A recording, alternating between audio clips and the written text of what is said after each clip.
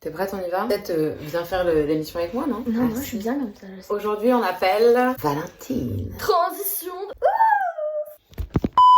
Alors voilà, ça c'est nous. Et elle là, c'est moi, Ambre, 18 ans. Non mais t'as 33 ans, leur mens pas quand même. Bon, ok, en vrai, j'ai 33 ans. Et elle, c'est ma nièce, Jude, 12 ans. Non mais attends, on me voit à peine. Zoom là. Ah bah voilà, c'est mieux, merci. À force de rire, de faire des challenges TikTok et de parler de la vie ensemble. Oui, enfin que je t'explique la vie des jeunes surtout. Bref, toutes les deux, on a une idée. Donner la parole aux enfants pour qu'à leur tour, ils nous expliquent leur vision des choses. Alors chaque semaine, on a décidé d'appeler un kids qui nous parle de lui, de ce qu'il aime, Ou pas. de ce qui l'intéresse. Ou pas. Bref, de qui il est. Le tout en se marrant, bien sûr. Que tu sois petit ou grand, prends tes chips ou tes popcorn, installe-toi devant ton écran. Parce que qui sommes-nous? C'est maintenant.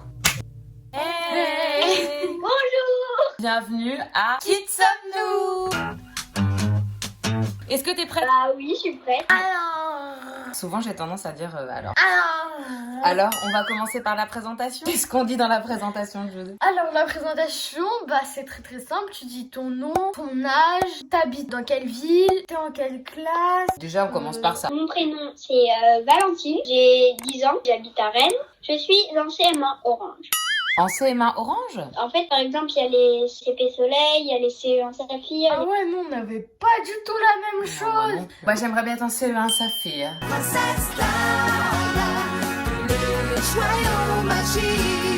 Si tu devais te décrire, tu dirais que t'es comment? Dans la vie, je dirais que je suis une fille cool, intelligente mais pas un intello. J'en ai un, mais je l'ai sur le bout de la langue. Je le vois pas. Désolée, je ne le vois pas. Si, parce qu'il est coincé à l'intérieur. Peut-être que le mot que tu cherches, c'est t'es un peu distraite, un peu tête en l'air, et du coup, des fois, t'oublies ce que tu veux dire, non? Non, c'est pas ça. Attentionnée et généreuse. Je suis quoi encore? J'aime bien le confort, mais des fois, bah, je fais sans. Qu'est-ce qui te plaît dans la vie? Moi, j'aime tout dans la vie, à part vraiment la méchanceté. Quand, par exemple, t'as une personne qui prend le dessus et tout, on me marche dessus, bah, je me laisserai pas faire. C'est pas, on est avec des chaussures et moi, je suis par terre et on me marche dessus, hein.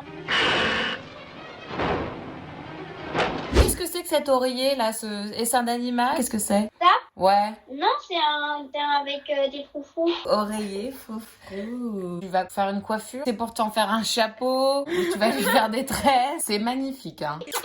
La fashion police n'a qu'à bien se tenir, franchement.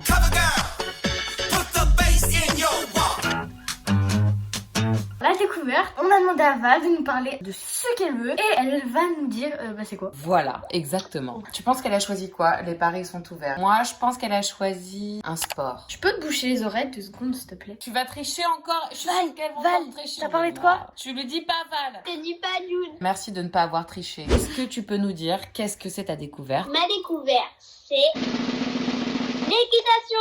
Tu avais raison, c'est un sport. Pourquoi tu as choisi de nous parler de l'équitation? J'ai choisi de vous parler de l'équitation parce que c'est déjà mon sport préféré. J'adore être avec les chevaux, les sceller, les emmener au pré, les monter. Bonjour les poneys. Waouh, t'es trop beau. Hop, nettoyage des écuries. Qui veut faire une balade avec nous? Comment t'as découvert l'équitation? J'ai découvert dans des livres et après il y avait des posters et ça m'a donné envie de faire du cheval. Mais combien de temps t'as cette passion? Alors attends, ça fait, là c'est ma 4e année, donc j'avais, non ça se peut pas, non c'est ma 3e année, j'avais 7 ans. Je peux poser une autre question? Non, bien sûr. T'as quel galop? Le galop, hein. Comme moi, j'ai pas fait de cheval, c'est fort. C'est le début mais c'est bien quand même d'avoir un galop. Ah, j'avais une question moi. Tu n'arrêtes pas aujourd'hui de mâcher la question, cet enfant. Est-ce que tu peux nous raconter la première fois que t'es montée sur un poney? Bah ouais, qu'est-ce qui s'est passé? La première fois que je suis montée sur un poney, c'était trop bien. Petit poney, emmène-moi dans ton pays magique. Moi mon poney il s'appelait Aigle et il avait les yeux bleus. Je vais pas te mentir, là tu me décris un truc, du coup dans ma tête j'imagine un mi-aigle, mi-cheval, avec des yeux bleus et des cils. C'est un animal très très bizarre. Non, c'est un cheval, il s'appelle Aigle, qui a des yeux bleus et sa robe est alezan. Il était allemand? Il était allemand ton poney? J'ai pas compris. Alezan. Quoi? Alezan, son poil il était alezan. En gros, c'est pour dire une couleur d'un cheval. Marron. Ça y est, j'ai compris, c'est mon côté un peu blonde, j'ai mis un peu de temps à percuter. C'était un poney qui allait très lentement et dès ma première année, j'ai réussi à faire avancer ce poney. J'ai même réussi à le faire galoper. Cours vers l'aventure au galop. Si tu pouvais nous décrire ton chevaux de rêve, Ton chevaux. Si tu pouvais nous décrire ton cheval De rêve. Il serait comment? Souris. C'est-à-dire, pour ceux qui savent pas ce que c'est, est-ce que tu peux nous expliquer? La robe souris, c'est en fait gris, un peu gris clair. Ouais. Genre un peu couleur souris. Et avec des espèces de taches là à l'arrière. Il faudrait qu'il soit grand, tacheté et gris souris. Oui. Tes amis, tes parents, ils en pensent quoi de ta passion pour l'équitation? Bah, mes parents, moi, ils sont très contents que je fasse un sport que j'aime. Et mes amis, bah, Jeanne, c'est ma meilleure amie. Elle aime bien les chevaux. Ma deuxième meilleure amie, Romy, elle fait de l'équitation. Denise, elle fait de l'équitation. Marie fait de l'équitation. Toi, t'es dans un gang de l'équitation, toi, j'ai l'impression, apparemment. Hein. Qu'est-ce que t'aimes? Qu'est-ce qui est trop bien? Qu'est-ce que tu préfères dans l'équitation? Moi, ce que je préfère, c'est sauter des obstacles. Pourquoi? Oh, je sais pas. D'accord. J'ai comme l'impression que tu préfères les questions de Jude que les miennes, quand même, apparemment. Hein. Mais elles sont dures, les tiennes. En fait, j'adore la vitesse. J'aime bien aller au galop et être en position jockey. Excuse-moi, est-ce qu'on peut avoir une démonstration de qu'est-ce que c'est une position jockey, s'il te plaît, Valentin? Ah, moi je sais ce que c'est. Bah, moi, je sais pas ce que c'est. Là, il y a mon cheval. C'est ton cheval de confinement? La position jockey, eh ben, faut toujours la faire avant de sauter un obstacle. Donc, la position Puis comme jockey. ça, Ouais. Comme ça. Ouais. Galop. Jude, 8,5. Et toi, 6,5.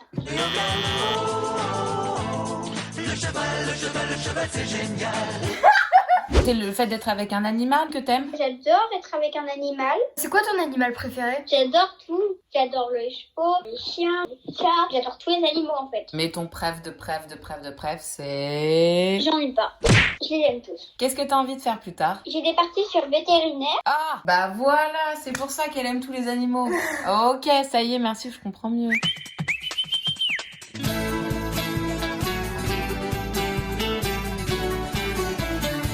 C'est quoi ton plus grand rêve dans le domaine de l'équitation? Mon plus grand rêve, c'est de devenir championne et d'avoir un cheval.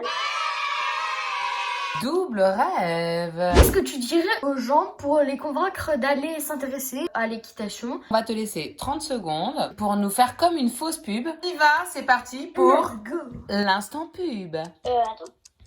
Les chevaux, c'est super. Vous allez adorer. Et voilà. Ok, pas mal.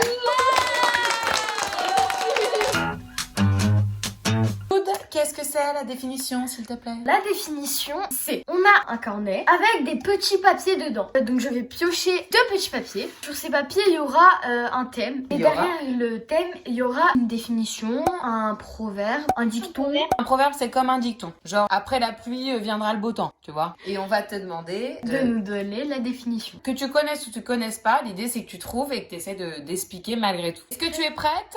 Oui. Prête à shaker tes cheveux parce qu'on va faire la danse du shaker? Et stop! La main de l'innocence. 1 et 2.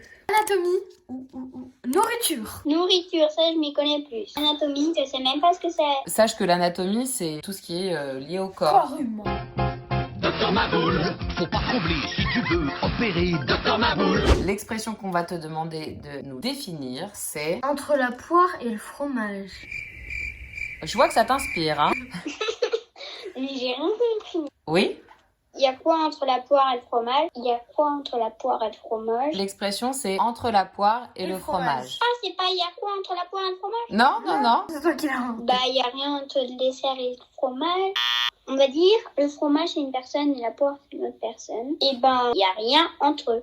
Donc, c'est une expression qui voudrait dire qu'il n'y a rien, il se passe rien. Et tu dis, hey, franchement, ce soir, on est entre la poire et le fromage. Non.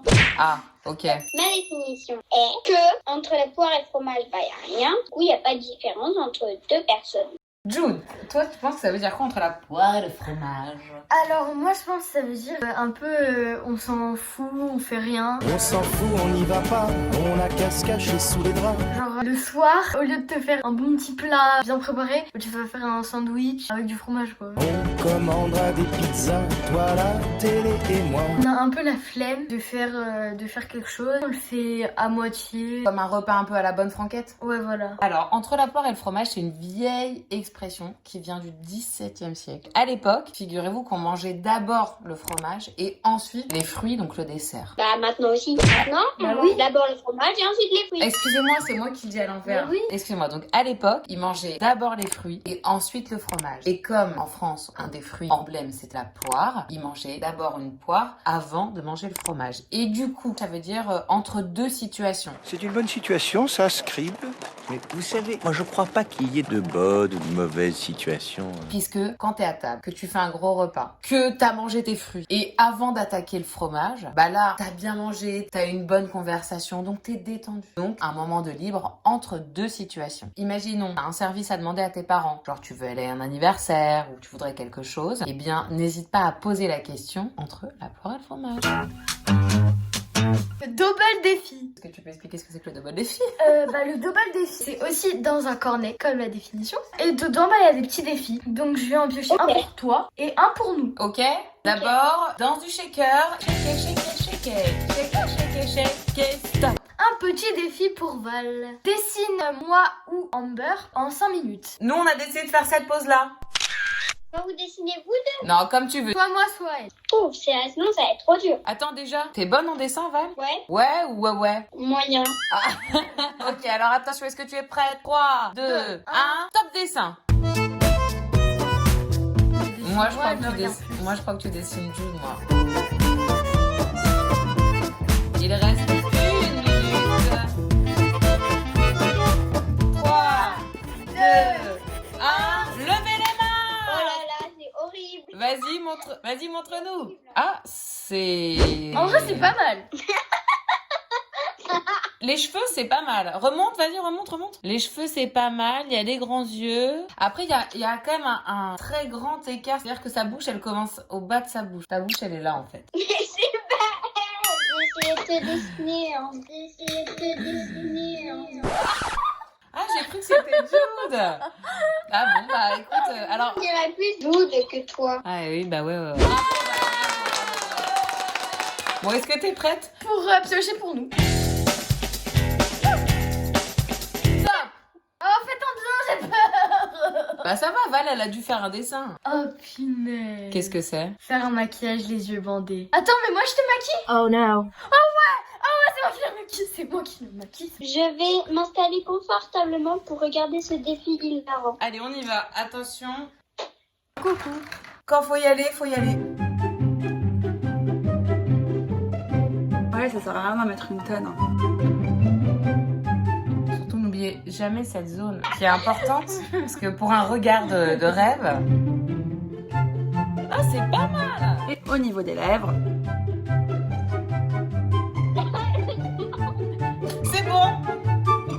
J'ai pas... C'est bon, non, si. Et voilà, vous voyez, ça reste quand même assez naturel. Tu ressembles au Joker.